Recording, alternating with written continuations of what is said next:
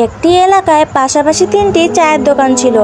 দুটিতে সারাক্ষণ টিভি চলতো, নাটক, সিনেমা, গান বাজনা, কাস্টমারে ভরপুর থাকতো সেই দোকান দুইটি। মনে হতো মৌচাকে মৌমাছি আঠার মতো বসে আছে।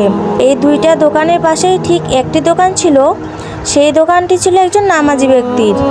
দোকানে টিভি ছিল না, তাই কাস্টমার তেমন ঢুকতো না। এলাকায় যারা নামাজ পড়তেন, দিনদার মানুষ ছিলেন, নাচ গান খুব কম পছন্দ করতেন, তারাই শুধু সেই দোকানে আসতেন, বসতেন এবং চা খেতেন। দোকানদার লোকটি প্রায় দেখতাম বসে বসে জিকির করছে আর ওয়াজ শুনতেছে। একে তো কাস্টমার কম, তার উপর আবার নামাজের সময় থাকতো বন্ধ। ব্যাপারটা দেখে আমার খুব মায়া লাগতো।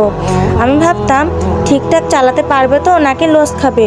অবশ্য মন বলতো আল্লাহ নিশ্চয়ই বরকত দিবেন, রিজিক তো আসে আসমান থেকে, না খেয়ে নিশ্চিত তার রব তাকে রাখবেন না। তারপর দীর্ঘদিন সেই পথ দিয়ে আমার যাওয়া হয়নি। অনেকদিন পর কোনো একটা কাজে আমি সেই পথ দিয়ে হাঁটছিলাম। রাস্তায় হাঁটতে হাঁটতে ভাবছিলাম দোকানটা কি আছে, কে জানে। আমার চোখ ছানা পড়া হয়ে গেল। আমি দেখে অবাক হলাম। লক্ষ্য করলাম তিনটার মধ্যে একটা দোকান আছে, বাকি দুইটা উঠে গেছে। ডেরায় ফিরে যাওয়া দুইটি দোকান কোনটা জানেন? এই যে সবসময় গান চলতো, নাচ হতো, সেই দুইটা দোকান। আর টিকে আছে সেই নামাজি লোকটার দোকান।